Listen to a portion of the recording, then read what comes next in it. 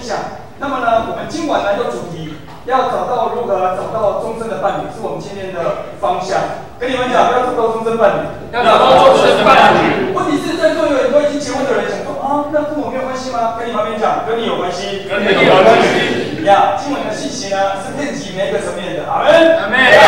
首先呢，牧师要先讲婚姻辅导的时候呢，要婚前辅导。那么呢，婚前辅导的时候呢，一对新人到牧师面前，通常会问一个问题：为什么要结婚？这个问题很严肃哦。这时候呢，当男生的呢开始紧密的思考之后，心里想到，终于有一个非常美好的答案。他说：“牧师，实际上我为什么要结婚？是因为我跟她交往了5、6年，觉得这个女生非常的殷勤，非常的贴心，而且做事情非常的仔细。经过了这些特质之后，我终于下定决心要娶她。哦，哇！那如果她嫁给你以后不贴心怎么办呢？她嫁给你之后不殷勤怎么办呢？啊？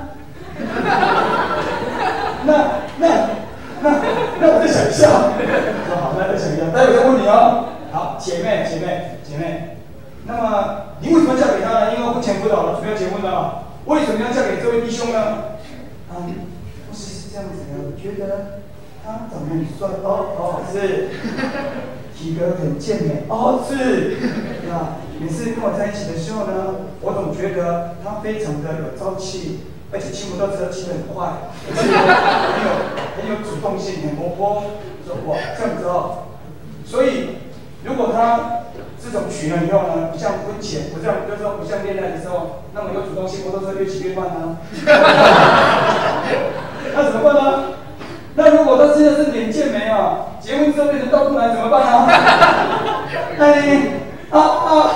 那我再想一下。事实上，在圣经里面呢，对于结婚有一个重要的，应该是说对婚姻这件事有一个重要的神心意。阿门。阿门。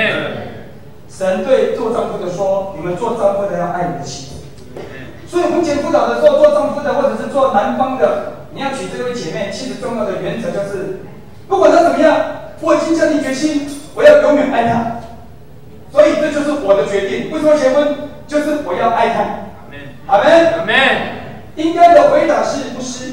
因为我跟他在一起的时候，觉得我非常爱他，但是我觉得爱不够，因为我们现在能够在一起的一天只有3小时、4小时、5小时，我巴不得24 hours 每天跟他黏在一起，爱在一起，让他满足，让他幸福，让他喜悦，让他快乐，那就是我的期待，要永远爱他。这样我就不用辅导了。跟你们讲，这就是标准答案。因为圣经以弗所书第5章告诉我们说，你们当丈夫的要爱你的妻子。所以婚前辅导，一个先生或者是未婚夫或者是未婚妻，他们要做结婚的时候，要婚前辅导的时候，问弟兄他心中有确信，我要永远爱我的妻子。阿门。而圣经里面告诉我们说，爱妻子呢，如同基督爱教会。那么呢，就像是爱教会，为教会舍己。所以，一个丈夫如果能够爱妻子，爱到像基督爱教会一样，为教会舍己，也为妻子舍己的时候，那么婚后，这位先生对于妻子来说就没有什么不能够接受的、不能够忍受的。阿门。他就会爱他，永远的爱他。他在厨房包标丢菜刀出来的时候，也是爱他；他在厨房呢把瓦斯桶翻倒的时候，也能够爱他。阿门。对面这里翻倒了，还是爱他，说太太爱他。阿门。因为永远都爱他。你说牧师，因为圣经里面告诉我们，就像基督爱教会一样，教会呢，基督又爱教会呢，会用水借着道把教会洗净。阿门。会遮盖、洗净他的污秽、他的玷污、他的皱纹，也就是教会会软弱，但是基督的爱永远不改变；姐妹会软弱，但是丈夫的爱永远不改变。哈利路亚。所以在座呢，给他记得，讲过来整堂也好。给他在座的做弟兄的。听到牧师的分享的时候，这是从神来的真理。从现在开始回去的时候呢，要立定心志，永远爱太太。阿门。但是你说牧师，但是我的太太每次都挑三拣四，为什么她要挑三拣四？因为她是你的帮助。阿门。因为呢，圣经告诉我们，做妻子的，因为在创世纪第1章里面、第2章里面讲到说，神看那个男生一个人独居不好，于是要找一个配偶帮助他。所以太太天生有一个职责，就是要帮助丈夫。所以呢，他会帮助丈夫，表示丈夫有软弱的时候，他会挺身而出帮助丈夫。好嘞，也因为他会帮助丈夫，所以他会提醒丈夫。OK， 所以呢，每一次呢，通常呢，婚后辅导的时候呢，丈夫会说不顺。我现在遇到的困难是，我太太拢讲无良呢，拢讲着良呢，为什么他就这样？因为他每次跟你讲话，你都没有改，你知道吗？你讲这个人已经讲我20年嘞，为什么要20年？因为你第20年应该是20年前，你跟你讲退pen的时阵，你就没有改，结果变成20年，你就没有改，所以你觉得这件事情太难刀？不，老公不是他的天生职责。他的天生只是帮助你，阿门，阿门。所以为了帮助你的缘故，他会在你的软弱、在你的缺点上一而再、再而三的提醒你，阿门，阿门。所以在座做丈夫的一定要对太太的话要洗耳恭听啊，知道吗？现在是两性座谈哦，不只是婚前辅导而已哦，也在讲两性座谈，阿门，阿门。做丈夫的在圣经里面，圣经告诉我们，做丈夫的是妻子的头，所以丈夫有一个天生的职责，应该是终极的角色。他当一个丈夫，表示他有太太。如果他还没有太太的时候，他是单身男子，知道吗？如果还没有太太的，就是男孩子，或者是小孩，就是男生就对了。但是有了太太的时候，他就成为丈夫。丈夫他是相对角色的。丈夫之所以有丈夫，是因为为什么叫丈夫，这么太太？了解吗？为什么叫做太太？因为有丈夫啊。OK， 要。所以呢，当他成为一个丈夫的时候，不是要说他有一个终身的职责、终身的角色。丈夫要与太太结为一体 ，OK， 这是第一个，他与太太结为一体。第二个，做丈夫的要爱太太，阿门。第三，他有从神来的原则，他要治理跟管理。所以在创世纪里面，当一个男生出来的时候，亚当开始的时候，神把所有的动物都带到亚当的面前，让他能够为他命名，表示能够做管理的工作，做治理的工作。所以丈夫要引导这个家，成为这个家的领袖、方向跟意向的带领人。所以丈夫非常的重要，阿门，阿门。所以呢，做丈夫的，他是整个家里的方向，家里的负责任的领袖。还有一个方面，他是爱太太的丈夫，还与太太结为一体。而在以弗所书里面，以弗所书5章里面告诉我们，当丈夫的要爱你的妻子，那么呢，爱妻子如何爱惜呢？要保养顾惜。大家说保养顾惜，保养顾惜。而保养顾惜呢？当你爱你太太的时候，保养顾惜的第一个保呢，指的是你要保护你的太太；第二个要供应，养的意思就是供应，要养你的太太要供应，保养顾惜；第三要照顾；第四要珍惜。阿门，阿门。所以爱呢，包含在这4项的里面，要保养顾惜。而当太太的、当姐妹的，为什么要嫁给这位丈夫？事实上是这样子。他的回答是：牧师，我愿意顺服他。这就是答案。因为圣经告诉我们说，做太太的要顺服你的先生。所以你如何在婚前，你就能够发现这位先生是值得你依赖、值得你信赖，他的成熟度、他的稳重感、他对事情的负责任的态度，他让你能够放心，以至于你未来把你的一生许嫁给他的时候，许配给他的时候，你把一生跟他结婚的时候。那么你愿意照神的原则说，我愿意顺服他，那么就能够完成神的计划。阿门。好，所以呢，做姐妹的终身的职责，在圣经里面，第一个是帮助，大家都帮助，帮助；第二个顺服先生，顺服先生；第三要敬重你的先生，敬重先生。为什么要敬重你的先生？因为通常呢，在整个男女的家庭里面呢，做妻子的最了解丈夫的软弱。为什么你最了解丈夫的软弱啊？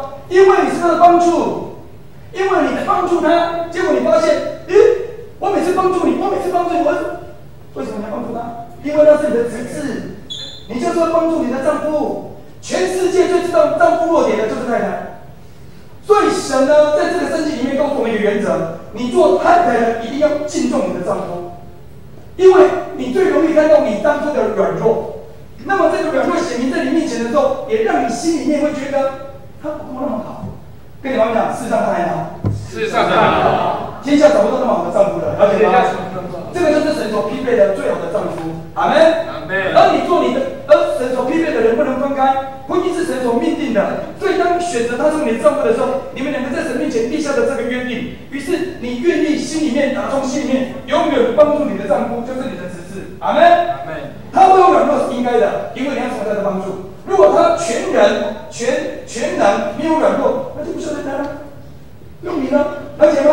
所以你会出现的原因是要从他的帮助，从他的祝福。所以你知道他软弱的时候，你要敬重他，帮助他，顺服他。阿门。跟你们讲，太太很重要。阿门。所以先生呢，现在呢，我已经把先生的角色跟太太的角色讲完了。所以呢，如果婚前辅导的时候，我这公司未来不一定会这么问，但是如果你找我，我一定问你，为什么要娶她 ？OK？ 那么做丈夫的要说，牧师，因为我要爱她，我要永远的爱她。OK？ 那么呢，问姐妹呢，为什么你要嫁给她？因为我要顺服她。那么呢，婚姻辅导结束之后呢，有时候你们会家庭说发生问题的时候，来到公司面前，婚后辅导，弟兄还记得那时候你跟我讲的吗？你说什么？牧师。我说，我永远爱他。为什么现在爱不下去了？因为我们两个个性不合，个性不合还是理由啊？个性不合不是理由。阿门。不是我错，当然是你错。没有理由的，没有理由的。神所匹配的人不能分开。阿门。阿门。这是圣经的原则。你知道吗？在整个心理学的研究里面，丈夫是比较理性，跟你们讲，男生比较理性，女生比较感性，不是，男生理性又怎么样？感性又怎么样？理性很重要。事实上，男生之所以理性的原因是为了顺服神。跟你们讲，为什么要理性？为什么这么理性？要顺服神，要顺服神。谁说我爱我的太太，我就要我的太太。这件事情是我决定的，我就遵守到底。因为我在婚前告诉牧师，或者是我在神面前立下这个约定，我要爱我的太太。那个爱成为理性放在心里面，就是那个坚持，永远爱太太，永远不改变。阿门。所以男生要非常理性的原因，是因为他为了守着神的真理。阿门。为太太守备，为了爱太太，永远爱她，所以需要这样的理性。女生就比较感性了。你说牧师是不是叫做感性？是这种感性就是反应。理性也是一种反应，对事情呢叫理性的反应，比较感性就是对事情比较有感觉，比较有感觉叫做感性。OK， 情绪呢是这样子，什么叫做情绪？情绪就是对外在事物的反应，很简单。你如果呢今天早上出门的时候呢，看到你家门口有一个狗大便，你觉得心情不是很快乐，为什么不快乐？因为看到狗大便，知道吗？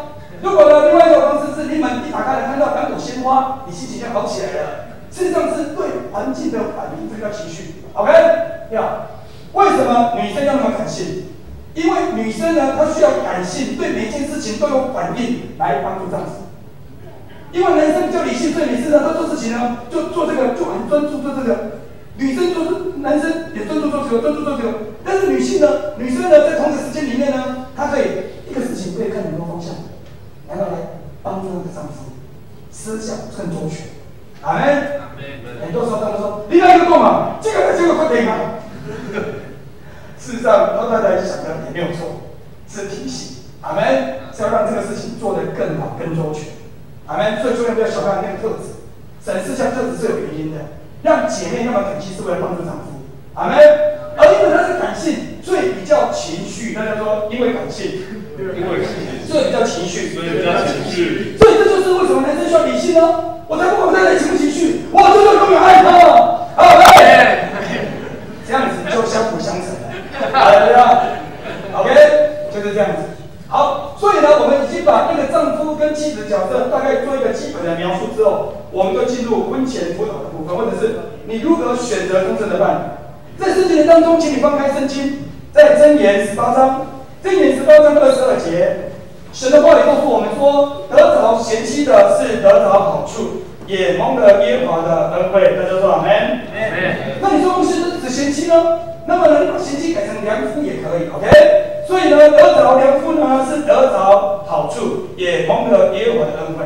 所以不管是想贤妻或者是良夫，都是需要去得着的，需要去做决定的 ，OK？ 另外一个呢，请你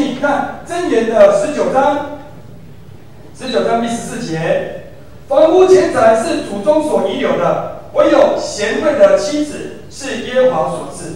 同样的，房屋钱财是主中所遗留的，唯有良夫、良善的夫子、良善的丈夫是耶和华所赐。总而言之，不管如何，那个讲得着良妻的那个得着，圣经原文的意思是，原文的意思是 ，He who finds a wife， 那个找到那个太太，找到那个妻子。所以，妻子你的终身伴侣是需要去寻找的。跟你们讲，终身伴侣。终身伴侣是需要去寻找的，是需要去寻找的。所以我们来想，今天的整个第二个焦点，我们要说的是，对于姐妹来说，终身伴侣非常重要，因为你要找到你未来的方向跟你未来的意向，因为丈夫是你的头，所以呢，你如何找到那个丈夫是好的？今天会讲到丈夫应该要有6个特质，大家说6个特质，6个特质。这6个特质呢，是姐妹在你寻找伴侣的时候，应该要寻找这位丈夫有这，或者是你的男朋友应该有这6个特质的 ，OK？ 而做丈夫的，或者是做弟兄的，今天听到牧师所说的，你要告诉自己，我应该拥有这6种特质。阿门。所以呢，你用这样子的心情来听今天的两性座谈，就非常有帮助。你不是丈夫，不是弟兄，听完用这6个标准去衡量你的姐妹，不是，了解吗？这6个标准是要衡量自己的，是姐妹要衡量丈夫的，衡量你的男朋友的，了解吗？我们用这个方向来发展。OK， 第一个，牧师要说的是，在我们整个恋爱的过程，甚至进入婚姻的过程的当中，请你把它写下来，有5个步骤，把它写下来。第一个步骤叫做泛泛之交。泛泛之交的意思是，你可能在一个大团体里面，你看到了一个女生，一开始只是认识，就是初认识而已啊。你不能看到一个女生就我爱你，啊，你爱我，请问这什么名字？总是要有一个时间的认识，了解吗？所以一开始呢是泛泛之交，而第2个阶段叫做单一情感。单一情感的意思是你还不是男朋友，还不是男女朋友，只是心中愿意单独的时间划分出来与对方交往，但是只是单一情感。我们越好的单一情感之后呢，我可能比较多的时间去与你亲近，来认识你，来了解你，阿们。那么了解你之后呢，才进入第3个阶段，叫做伴侣关系。而伴侣关系呢，是为了预备第4个步骤，叫做订婚。所以在我们教会里面教导，甚至在教会里面教导说，恋爱是为了婚姻是对的，因为恋爱的时候已经发展成2方都已经知道对方是我的伴侣了 ，OK？ 但是呢，伴侣之后就订婚，就结婚，就是这5个步骤。好，通常呢，在我们华人的环境里面，因为早期没有这样子教导，很容易你在一个学校里面呢遇到一个女生或遇到一个男生，特别是在年轻人这个阶段呢，根据研究，女生在青少年这个阶段，她通常对异性的了解只是当作朋友，大家说当作朋友，当作朋友。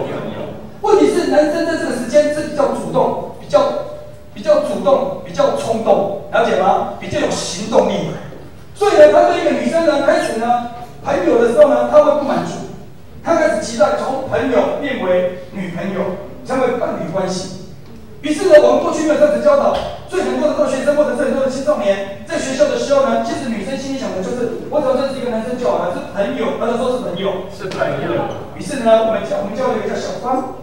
他在学校里面呢，事实上他长得是人见人爱。跟你旁边讲，你看起来就是人见人爱哦。你看起来人见人爱啊。每一个人就是人见人爱，知道吗？好了，小芳呢在学校里面在走路的时候呢，突然间隔壁的大鹏看到了这个小芳，然后呢小芳大鹏看见他的时候呢，惊为天人了。于是大鹏呢跟他的好朋友小鹏跟周鹏呢就说：“你看，那么漂亮的女生，我怎么都没有发现呢？”结果到小鹏跟周鹏觉得不是漂亮吧？问题是情人眼中出西施啊，他就觉得她很漂亮啊。于是呢就觉得你们要帮我了，要帮我介绍一下让我知道这位女生 ，OK？ 所以呢，经过了紧密的调查之后，终于发现了小芳就是3年 A 班的女生。终于被我发现到她是读哪一班了。那开始情书攻击。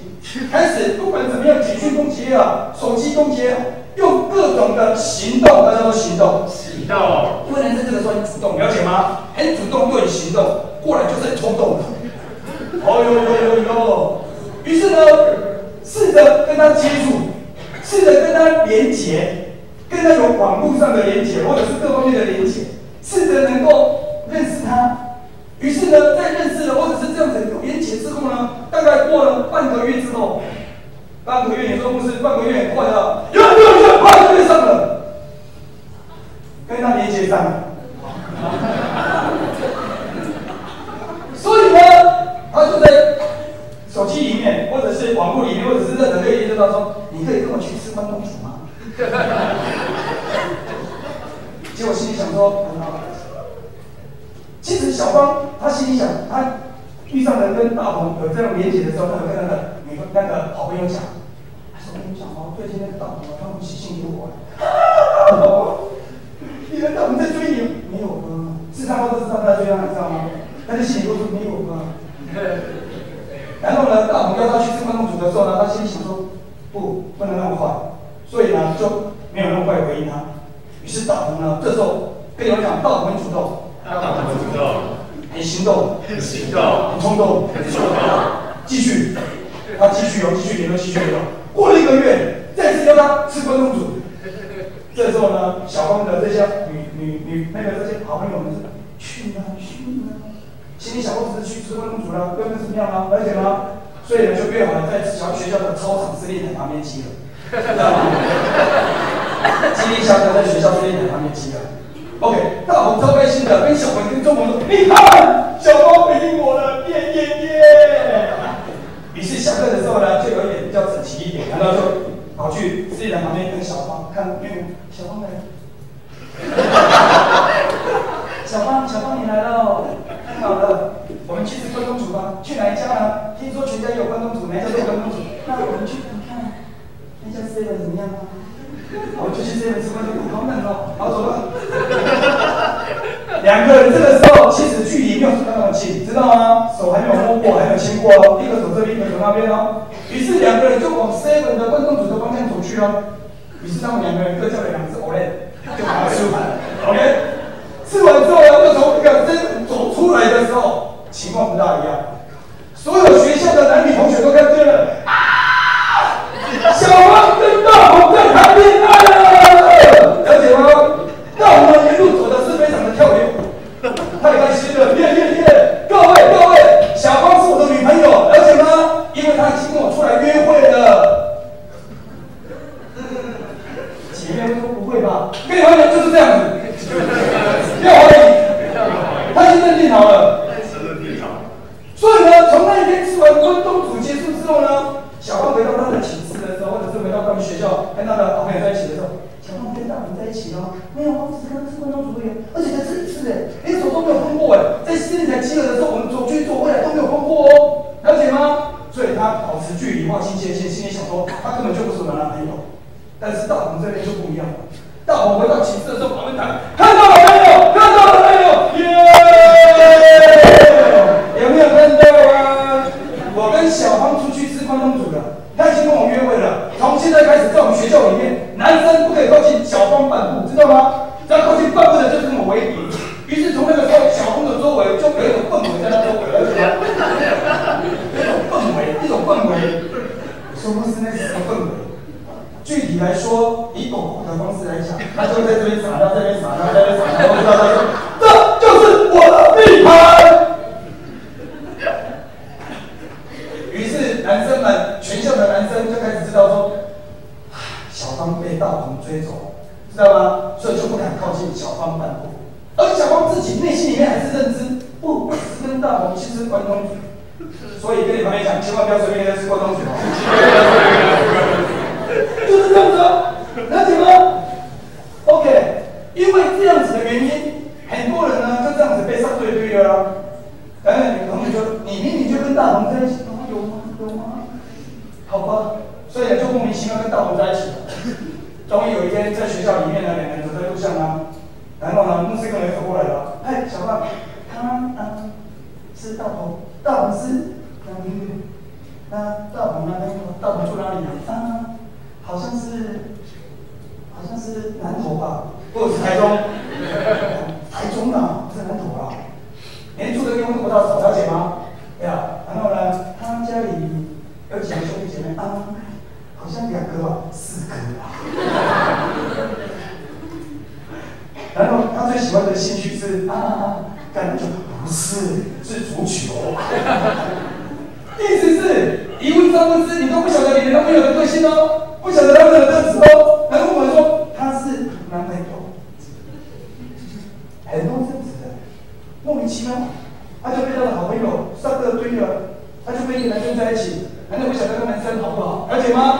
于是呢，他就被挂名叫做他的伴侣男女朋友。跟你们讲太快了，太快了，不应该这样子的，不应该这样子的。所以我们认为我们教过的整个从恋爱或者是认识到结婚的5个步骤，有第2个步骤是最重要的，泛泛之交大家都知道。OK， 到到底你看那个女生很漂亮啊，看那个男生很帅啊，于是我们就试着想跟他交往，于是慢慢的跟他有比较单独的时间，那个叫做单一情感。但是在单一情感里面是最重要的。你要从在单一情感的时候就了解这个男生的特质，把特质写下来。第一个，这个男生的特质是不是不断成长的个性？他不断成长吗？还是跟你在一起这段时间你还是男朋友？大家说不是男朋友，是男朋友，是朋友，是朋友而已哦。你跟他已经开始觉得他不错，他可能也提出说我们来交往吧，但是你要记得不是男女朋友。我们花时间来认识对方，叫做单一情感。花时间在认识对方的这个时间而已，了解吗？好，你记得这个时间去发现他是不是有一个不断成长的特质。什么叫做不断成长？不断成长的就是这个人知过能改，缺点能够改变。OK， 态度上面能够变为积极，对师长的不尊敬会变成尊敬，作业迟交会变成比较不交，了解吗？成绩不好会变得比较好，那个叫做不断成长。你说不是？为什么交男朋友要求那么多？因为他未来要担任这个家的整个经济的方向。阿们，在我们教会大部分都是大学生、研究所生。我通常会问他们说：“东南哥，不是我读电机，电机你们学长大概毕业之后20%，电机学长毕业之后在哪里工作？有在北科、竹科、南科，还有现在戏子那边也有。OK， 统计一下。”学长前20名赚钱赚多少钱？哦，好，我们现在学长呢，前20名的平均下1个月大概赚8万，这个是你的目标。你现在学习的就是往这个目标迈进，不要没有方向，知道吗？然后但是未来竹科很难上，北科也难上，或者是南科也难上，不，你就要预备好自己。未来跟着卓越的学长的脚步，进入到下一个卓越的企业、卓越的公司。阿门。不要再忘了，因为他是你男朋友，了解吗？要求他，你未来你是哪一科？电机科，未来会在哪里工作？我怎么知道？我会不会毕业都不知道啊？你要求我的工作，各位，如果他连毕业都不知道，他怎么能够给你终身的未来幸福呢？了解吗？他只知道跟你在一起。那您知道的是，我就跟你在一起啊。未来呢？还有什么好未来的？现在不珍惜，怎么会有未来呢？我只能讲，现在要珍惜，未来要计划。阿们，跟你们讲，现在要珍惜，现在要珍惜，未来要计划，未来要计划。你不要跟一个漫无目标的一个人在一起，您未来你会娶我吗？现在才早讲的啦。但是你今天呢，不用你了，5、6年再早讲啊，知道吗？你这种就好了嘛，就在一起嘛。什么时候结婚？不要再问了啦，就在一起就好了。没有方向，没有意向，你跟这个人在一起做什么？耗费你的耗费你的光阴吗？青春吗？跟你们讲，千万不要这么做。千万不要这么做。要有方向，要有意向，要有意向。阿门。阿门。你要找到一个终身伴侣，要看见他的生命是不是不断成长。阿门。如果他跟你在一起的时候呢，每天都迟到，每天都晚睡，上课也不专心，然后他说：“你怎么又翘课？因为我爱你啊。”然后他说：“我就不要翘课，把该做的事情做好。”阿门。因为你不能只有爱我，然后未来没有规划的。哈利路亚！如果你真正的爱我，就要对未来有规划，把现在的功课做好，把现在成绩弄好，跟老师有好的关系。阿门。你说不是跟老师好的关系有什么关系？因为他是长辈，这个部分可以看出他的特质、他的态度，他对长辈有没有尊重。你要找到那种不断成长的人。他如果对老师都不太尊重，怎么尊重你爸爸妈妈呢？他小事不尊重大事的人呢？阿门。所以第一个，你要找到他的生命是不是不断成长，他的那个缺点能不能改过？比方说，你打从心里从小到大，我不晓得我们在座的姐妹啊，现在是对姐妹讲的啦。我不晓得我们在座姐妹呢，对于一个男生的嗜好呢，你有什么样的习惯啊？但是我是从来没有看过了。举例，牧师，我是这样子的，我喜欢的对象呢是大烟枪。他最好呢，每次抽烟的时候抽10根，好坏呀，好坏呀！每次他只要抽10根烟的时候，我就觉得哦，漂不漂亮，漂不漂亮，巴不得立刻跟他结婚。我是没有遇过这种姐妹啊，知道吗？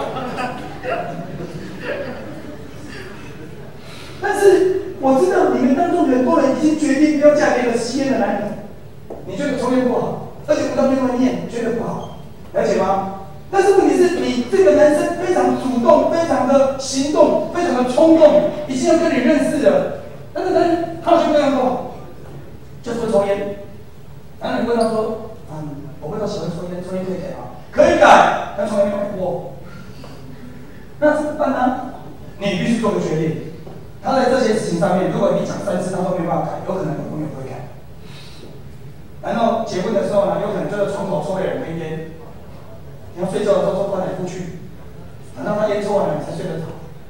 你要过上一辈子，你去想象，我不要，那就不好意思，谢谢你，谢谢你这3个月的照顾，我不想跟你在一起，拜拜。哦，我会改，我会改。好，给你3个月，再改不起来那就不用了。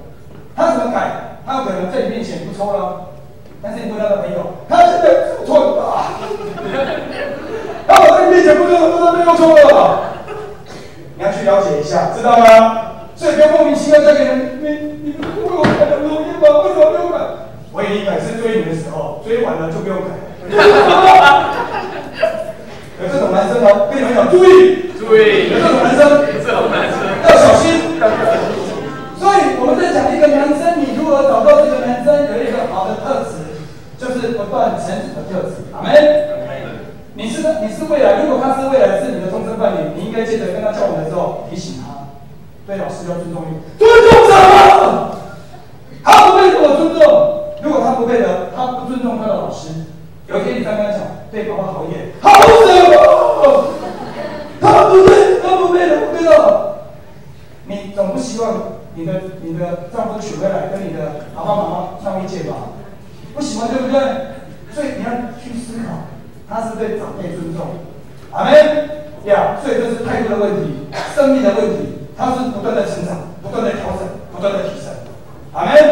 我只跟你讲，我的岳父是这么跟我女士恋爱12年，他是我的初恋，而且是我的终身伴侣。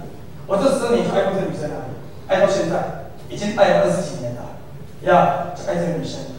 那么呢，我那时候为了追她呢。我家是住东港，他们家是在水底寮，从我家到他家18公里。那时候公车很少，但是公司是做球队的，所以呢，我都等不及公车来，我就直接骑脚踏车去他家。我心想，我骑脚踏车比公车还快啊！这个真的有时候我比公车快，有时候比公车慢，有时候公车是我。总而言之，我就是这样的最后一个牧师。OK， 那么呢，那时候呢，我一直以为我去他们家工作，我当知道，事实上那时候这样子，很冲动。很行动，很主动，就是想说，我总是要这样夫妻这样看到他一眼我就满足了，就可以回家了。但是有时候他不一定出来让我看见，所以我就回家了这样子。所以没有看到的那一天就觉得心情不好，看到他就很开心。有一次在路上不止看到他，还遇到他，他说：“你怎么在这里？”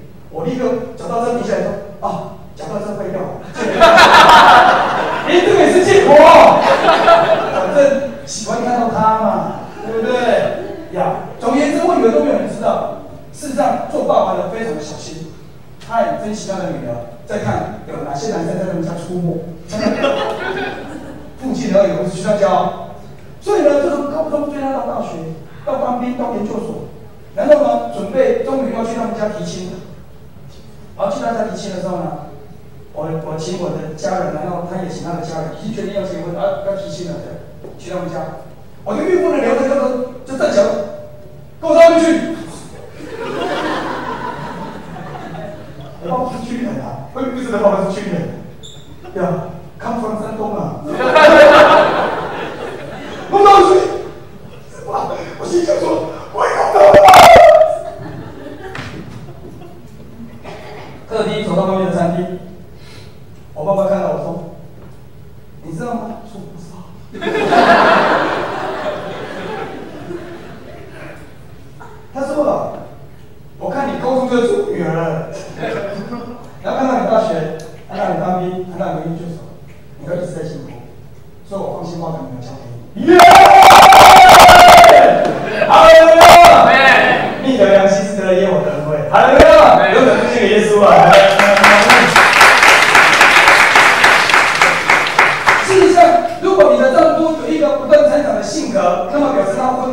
容易受教，所以他生命的缺点就容易改变。你们的家庭的气氛跟家庭的水准就能够不断的提升。他不能说他娶到你之后说我就是这样，跟你旁边讲不能再这样了，不能再这样，还可以更好，还可以更好，还可以更棒，还可以更棒。阿门。所以他应该要拥有一个不断成长的性格，因为这个不断成长的性格，你帮助他才帮得有果效。因为你是他的帮助，你会在他的生命的不足的地方不断提醒他。如果他告诉你说我们对啊，你不懂，你个共产党哦，事实上你的特质就是我不管讲3年，我讲10年，我就讲，因为那是我的指示，因为是你的帮助。阿门。如果他是一个愿意不断成长的性格，他提醒他。妻子提醒丈夫，然后他就说 OK， 那么关系就会变得非常的棒，越来越棒，越来越好。阿门。哦，你说牧师，那你能不能再具体一点？哪有一个具体一点呢？我们会员牧师，他从小到大有一个习惯，他非常的爱干净，还不自己决定。但是事实上他有一个习惯是，晚上睡觉前一定会把地拖一拖。他就是会拖地。每次呢，我睡觉的时候呢，我说太太来睡觉，他说地板那么脏，你还睡得着？心情就很好受。首先我也不想了，他想多就很多，反正是运动就对了，随便让他运动就对了。有一次呢，牧师呢晚上睡觉的时候呢，我那天很累了，睡觉，然后呢我的脚呢露出来，棉被没有盖到，脚露出来。为什么是这样拖，看着我的脚说，牧师起床。我说我很累了。让我休息一下啊！从早上到现在，我现在要休息了。我在起床。我在做什么？我在做什么？我他妈累，你知道我累吗？我要睡觉了。我起床。我是起床，脚很脏。我心里想，我脚不可能脏的，知道吗？我真的有洗手才进来了。我就起来，看着我的脚。各位，就那么脏，跟你旁边讲一点点，很微小，男生不容易察觉出来，女生才会发现。总而言之，就这么一点点了。我心想说，才有你脏的，才一定要你，我睡觉，我躺下去了，睡觉嘛。想睡觉，这时候会牧师使用了神的话语，这会太神了。牧师，圣经说床地不可污秽，床地不可污秽不是这么用的，不是这么用的，但是我听得出来是说关语，知道吗？我说主啊！好，我是祝福耶稣的，我是爱神的人，他想用圣经的话告诉我，我就起来了，我就起来。我心想说床地不可污秽，好。我不用我床帘，我要出去洗脚了，我去洗脚了。我往我们的洗手间去，就在那路上，我跟神抱怨，应该是说跟神说：“神啊，你看这个妇人。”但是心里这么想，外表不能这么说，让他慢慢想就好了。就等到洗脚的地方了。你知道吗？这很奇妙的。跟你们讲什么对你说啊？谁对你说话？都开始。他是你的帮助。如果你越爱神，你就知道神对你说话。阿门。你就知道太太的职责，就知道提醒你。所以呢，我就知道了。神告诉我说他是我的帮助，所以我要把脚洗干净一点。当我把我脚的洗干净的时候，你知道我们家的清洁水准就提升了。阿门。因为我提升，那全家都提升了。还有没有感谢给耶稣啊？阿门。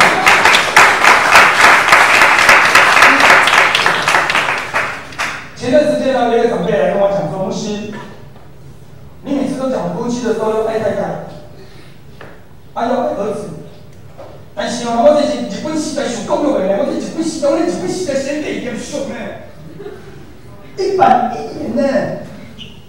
我知道那个叫做教育的过程，就是日本时代就是比较严谨，然后110年。但是你是被神祝福的人啊，如果是被神祝福的人呢？”跟你讲，被神祝福的人，不是110年，不是脾气暴躁，不是，是说那被神充满的人怎么样？因为被神充满的人，他是被圣灵引导，就拥有圣灵的果子，圣灵的果子就拥有仁爱、喜乐、和平、忍耐、恩慈、良善、信实、温柔、节制，知道吗？然后呢，要温柔，温柔很不难啊。如果是属主的，就可以温柔。阿门。有一个叫做你外在学习的过程，但是你的内在生命一定要被神的话来转化。阿门。跟你们讲内在生命，内在生命要被神的话语，要被神的话语来转化，来转化。如果神告诉你要温柔，那就温柔啦。你不要提出你的过去，那我过去哦，做掉咩咧？过去是受一份教育，不是过去受上帝教育。阿门。要神的真理告诉你，要温柔就要温柔，要喜乐就要喜乐。所以呢，我希望每次看到弟兄姐妹的时候，你生命的喜乐是神给你的恩膏。阿门。不要常常以喜乐当作外衣。如果你相信耶稣还不喜乐，那太可惜了。说不是有这样子的话，真的。铁上摩尼教前书章18节、16节到18节告诉我们，要常常喜乐，不住的祷告，凡事谢恩，因为这是神在耶稣基督里为你们所定的旨意。阿门。听过这句经文的请举手。跟你们讲要喜乐，要喜乐。阿门。用掌声献给耶稣。好嘞。现在讲第一个性格。如果呢，你是个姐妹，你现在在交往，那你东西，我太迟了，我已经嫁给一个男生了，那就做好做姐妹的职分，做妻子的角色。阿门。那就做好做丈夫的角色，稳住就对了，稳住就对了。好，第一个是不断追求个人成长的特质，第二个是能够敞开情感的特质。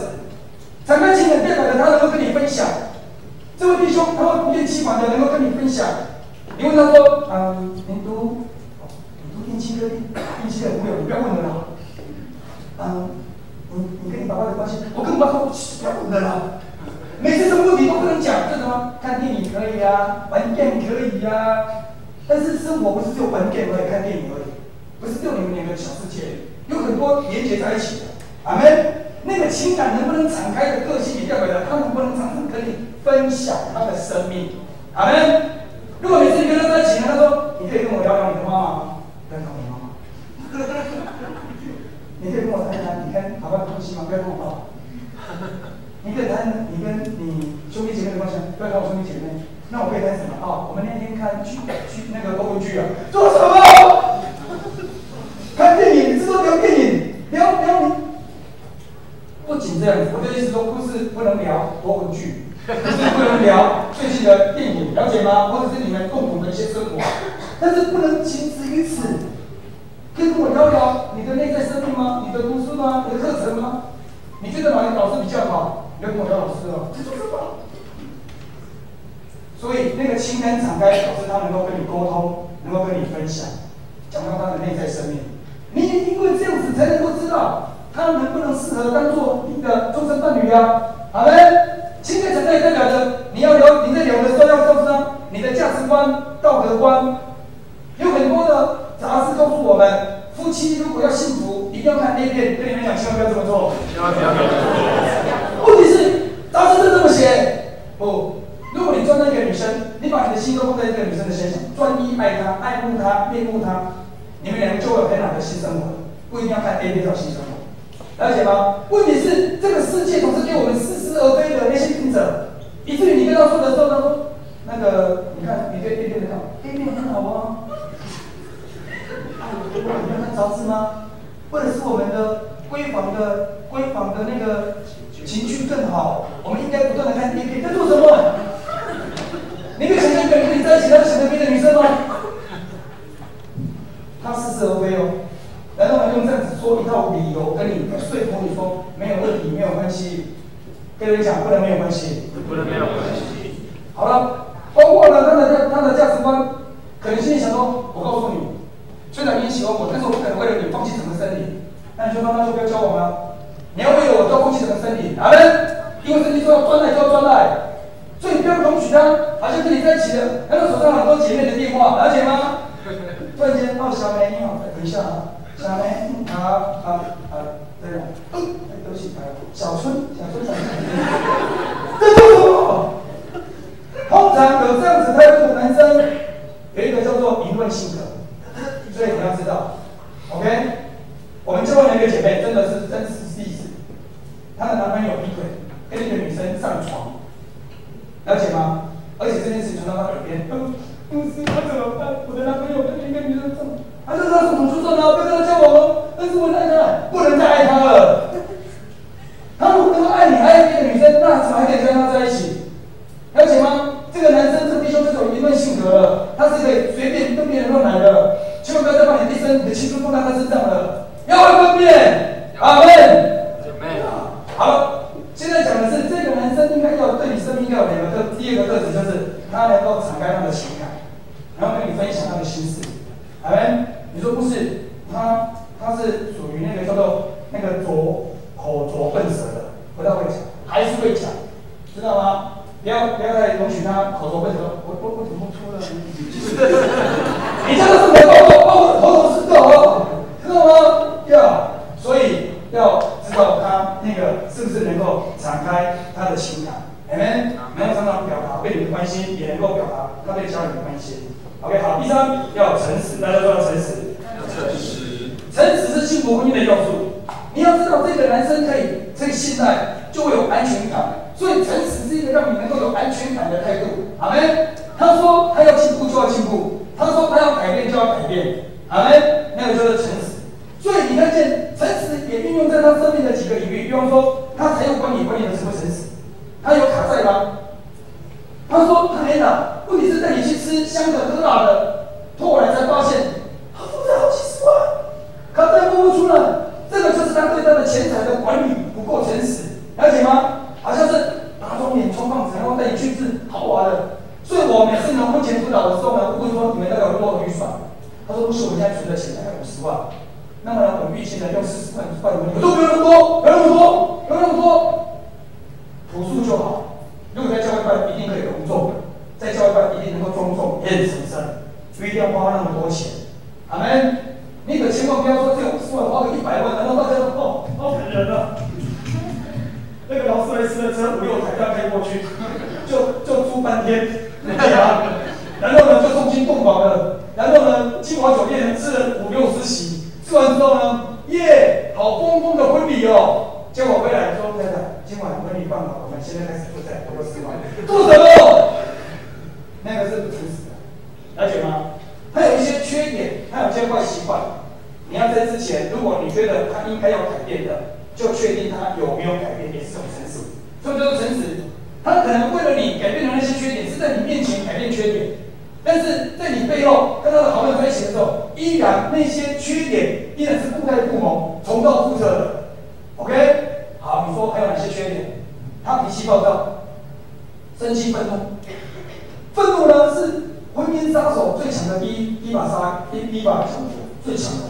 生气愤怒，你如果发现一个人情绪管理不好，你跟他在一起讨论事情的时候，好都没有问题。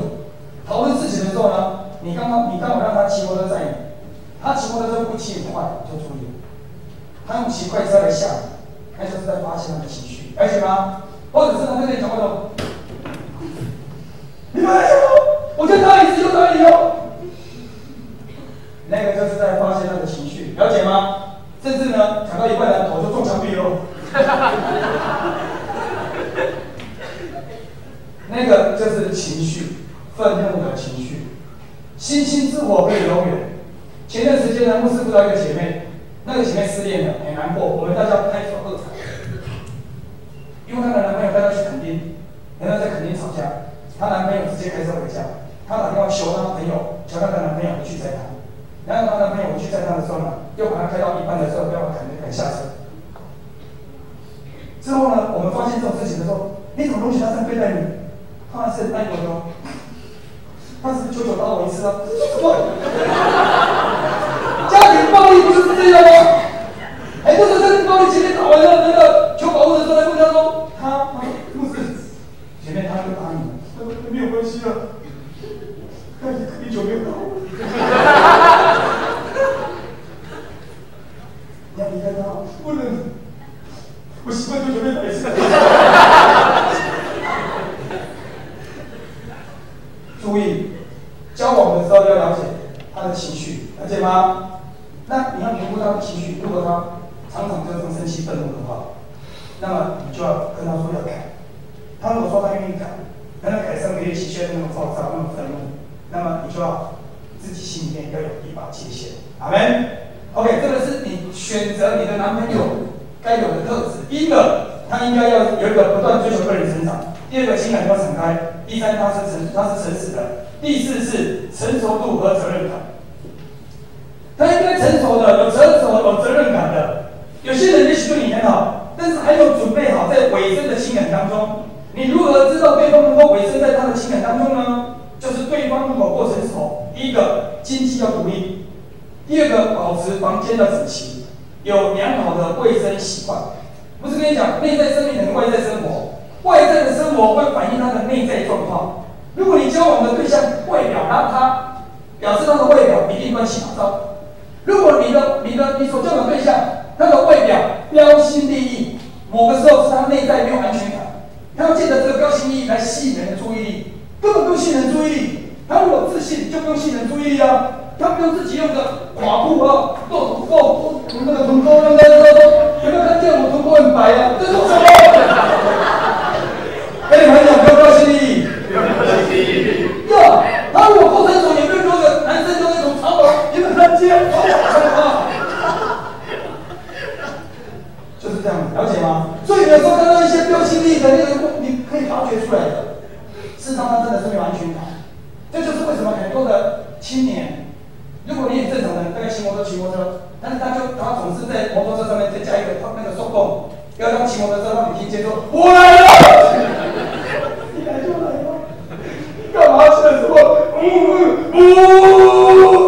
速度又不快，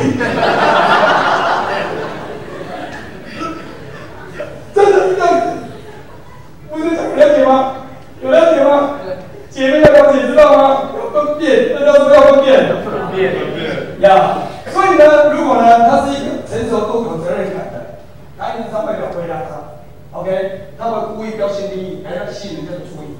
他知道我这样就够了，阿门。我对我自己有安全感，他对自己安全感才能有责任感，才有成熟度嘛。他对自己都没有安全感了，他怎么对你有安全感呢？你怎么可能把你的未来放这个不安全的人身上呢？阿门。这就是安全感、成熟度，也表示他的经济能够独立，表示他对未来有规划。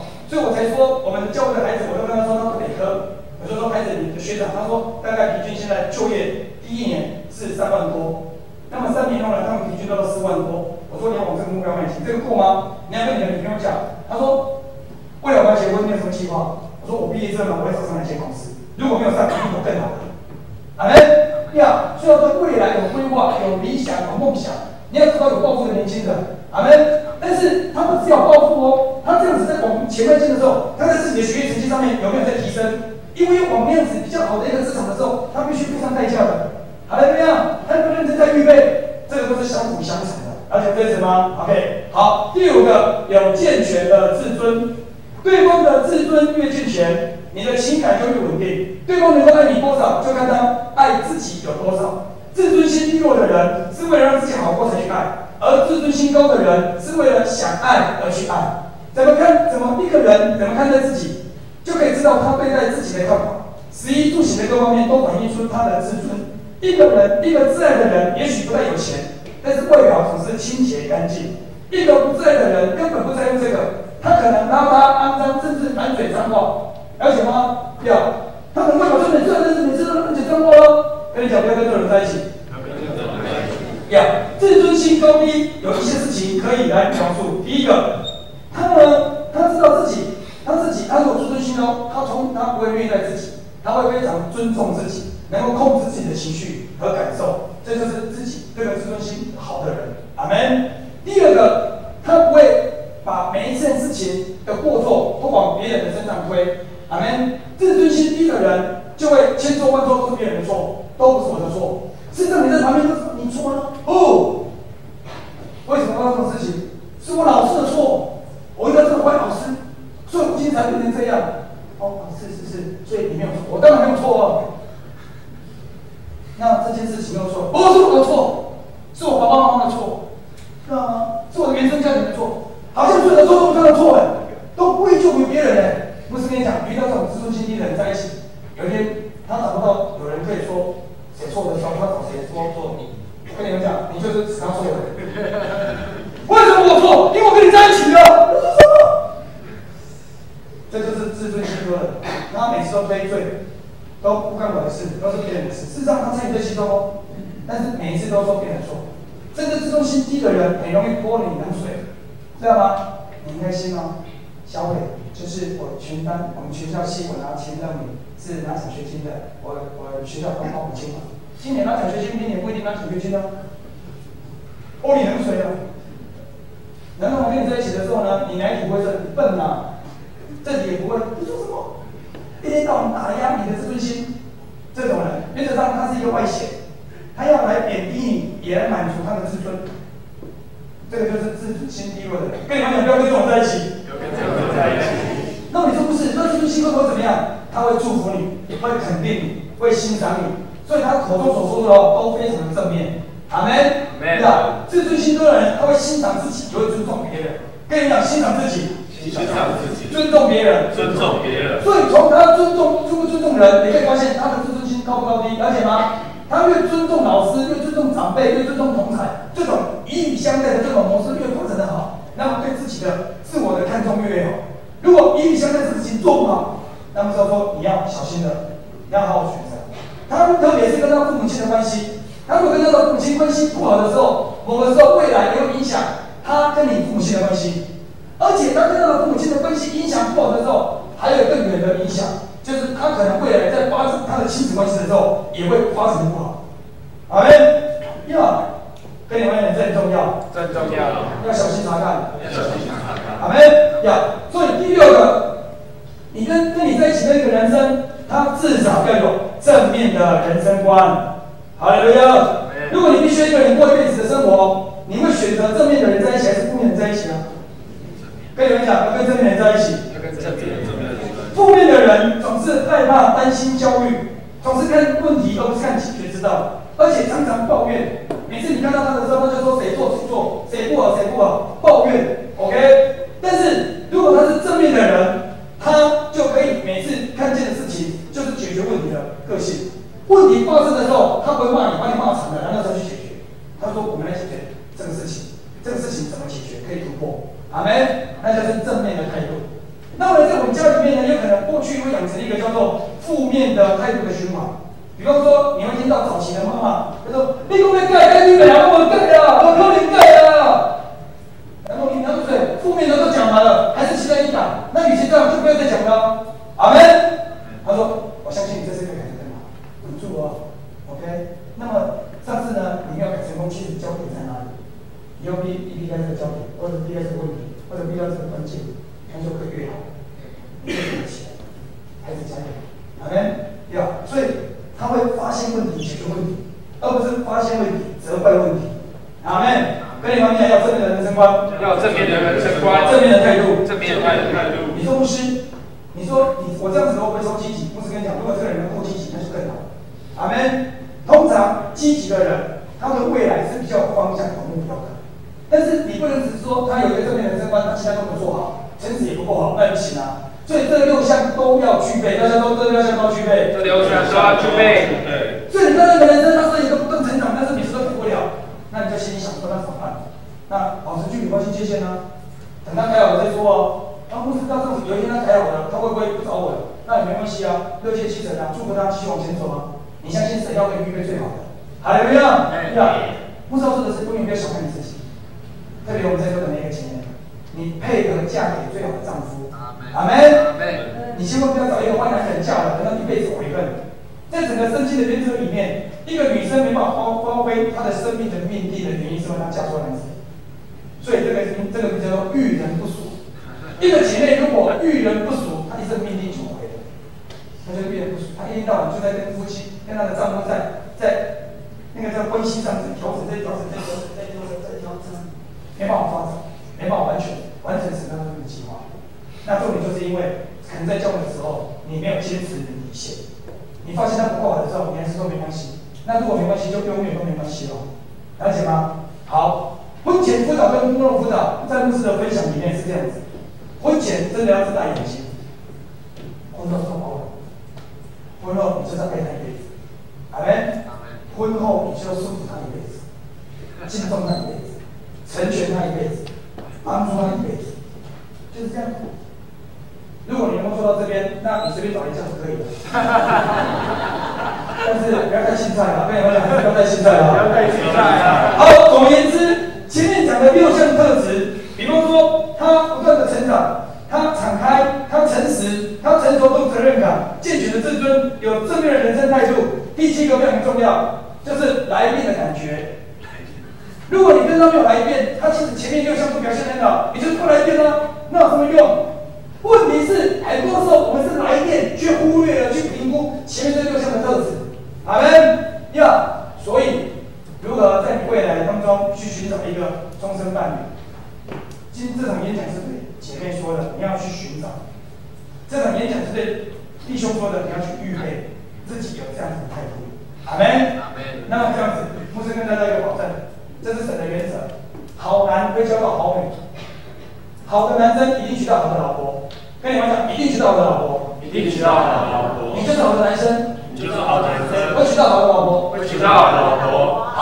好的姐妹，一定会嫁给好的丈夫。阿门。那是神属灵的原则。跟你们讲，你一定会嫁给好的丈夫。一定会嫁给好的丈夫。因为你是好姐妹。因为你是好姐妹。阿门。阿门。要，所以你永远不要担心，永远不要担心。不是跟你讲，我跟魏牧师，我们要结婚之前，大概是这样：我们研2的时候，研究所2年级。我研究所2年级，研3毕业后1年，所以研究所2年级离我结婚大概2年多。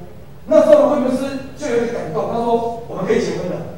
事实上我也觉得我们应该可以了，但是我心里想说我的经济还不稳定，因为我要误会，因为那时候还是学生，所以呢我就跟他说，我现在娶你还没有问题，我们去实习还是有一些那个实习金，然后呢我们住学校的那个夫妇宿舍也没有问题，但是我期待我对你更好，所以呢我们就又等我牧会的时候才娶会女婿。好，这是我的规划。好，但是另一方面呢，我的岳母心里想说，我的大女儿嫁给富翁，我的二女儿嫁给在台北有2栋房子的人，要嫁给他，什么都没有，只有爱神。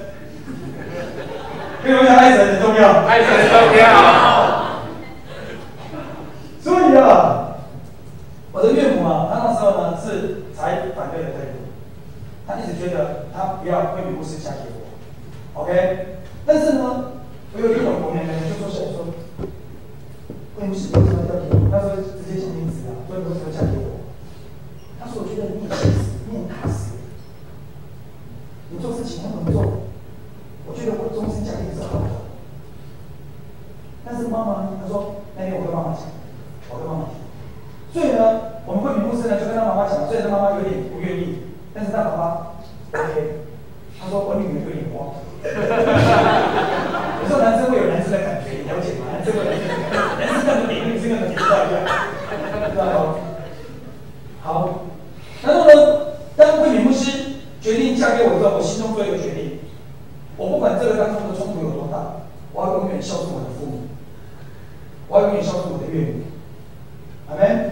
牧师跟大家报告，经过这4年了，我们是2000年结婚，现在11年了，马上就11年。我岳母说我是最孝顺的女婿，阿门。所以牧师要说的是，有一些男主在你面前，但是你那一次性格能够突破这一切的男主，你能够使这关系更好、更美好，就是因为你是一个好的男生，阿门。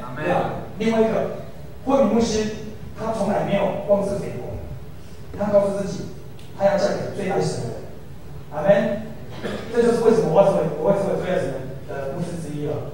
因为呢，我们在高中的时候，有一次我们南区的，应该是说东港，我们是东港区的那个小组聚会。然后呢，我们那次小组聚会有点像是联谊，有水底寮来的，有访寮来的，有林边来的，嘉丰来的，有东港来的，有旁边点波来的，5、6间教会，还有兰州7间，大家在一起，然后去到东港的海边玩。是年底嘛，就玩。那玩的时候呢，不晓得主持人是谁，我真的忘记了。他就问一个问题，说你未来的对象，你有什么样的期待？然后呢，我就在那边看的时候，我看到这个女生好漂亮。我就心想说，我要注意她的答案，我注意她的答案。然后说我要嫁一个爱神的男生，我要爱神啊！这从现在开始，我永远爱你，我重新爱你。所以这种话很有影响力的，了解吗？呀，于是我就预备自己成一个爱神的男生，阿门。呀，所以他说那时候选择我另外一个就是因为我爱神，阿门。你的标准，你应该把你的标准抬高，但是你不是完美主义 ，OK？ 你不是完美主义。在我们婚礼牧师的所有的条件里面呢，他有爱神，有诚实，有稳重，有成熟。另外一个标准是身高185。自从我娶到他之后，牧师跟你讲，我就是身高185的男生。